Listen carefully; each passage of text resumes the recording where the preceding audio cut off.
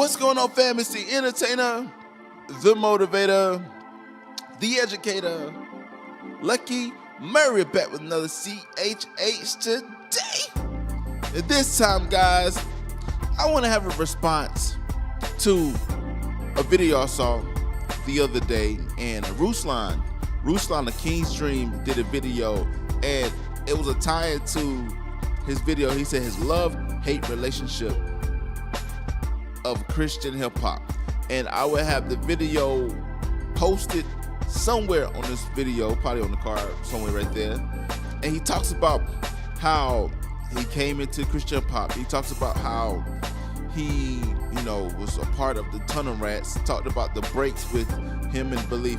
He talks about different things, but it centers around the article that Lume Hip Hop, which is a very new kind of Instagram blog, Facebook blog, where they are covering hip-hop, CHH, and they put out the new OGs of CHH. So they had Bizzle, they had Lecrae, they had Derek Minor, and they had Ruslan.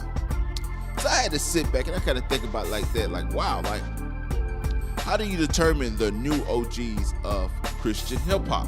So two people that you have to put in the category, if you define that space, is you have to put in Lecrae, you have to put in Derek Minor.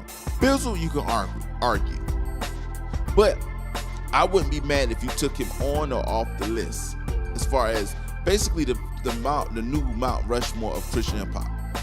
So you have three. I can kind of throw Bizzle in there, but the one person that I had to disagree with was Ruslan being in the new OGs just talk.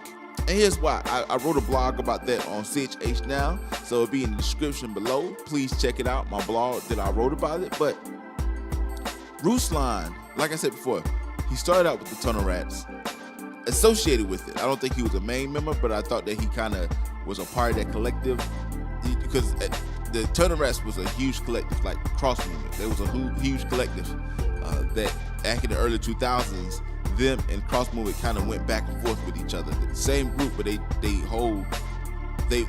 felt like theologically their missions were different, So, and I'm not the biggest Tunnel Rats or Cross Movement like historian. So if you know a little bit about that situation, please comment down in the comment section below. Please inform me. I love when you guys give me insight, because I don't know. All I know is that there was two groups that kind of like was at odds with each other. One was on the East Coast, one was on the West Coast.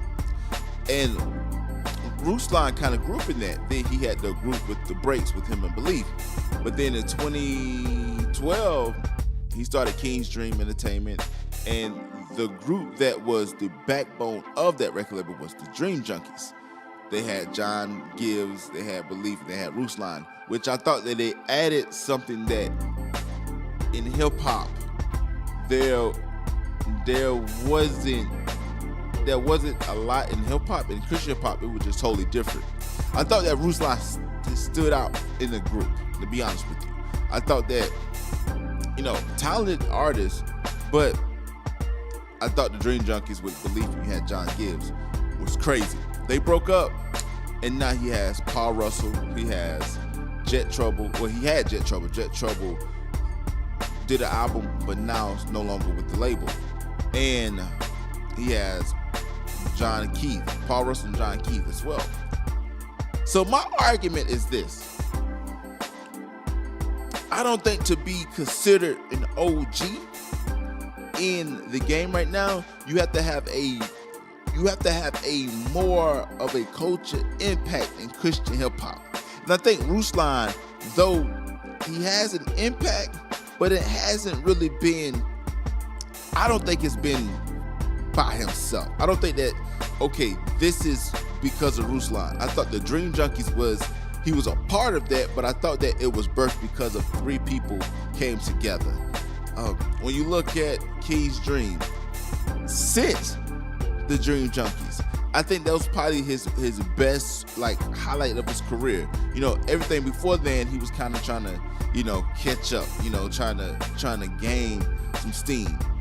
now from the Dream Junkies, a lot of his success, a lot of the things that he has built, even the back of King's Dream has been because of the Dream Junkies. Not saying that he doesn't work. I think that he's a really great worker. I think that he's a good artist. I think that he's I like him as a businessman. But as far as an artist, I think that he's very limited to the range that he can cover. And also, he doesn't really consider himself a Christian artist. He feels like the label can kind of hinder him when he's trying to reach people, and he's trying to reach as much people as possible.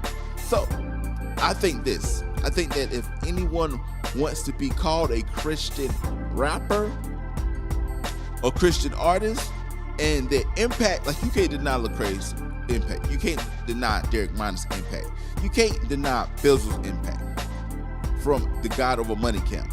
You see what I'm saying? Like, those brands, Derek Minor with, Reflection Music Group, Lecrae with Reach Records and everything that he's done and the careers that he's launched. Same thing as Bizzle, same thing as Cannon.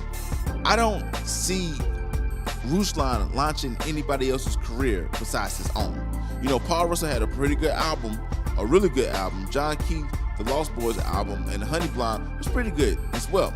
But can he allow them to get to the level that surpasses Ruslan?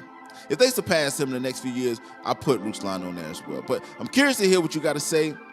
I wrote a blog about it, so comment on just go look at it. It's in the description below. But again, it's the entertainer, the motivator, the educator, and please don't forget all three. Lucky Murray back with another CHH today. And guys, Ruslan, hey, I need to hear who's your top 4 OGs right now, the new OGs in the game. Comment below.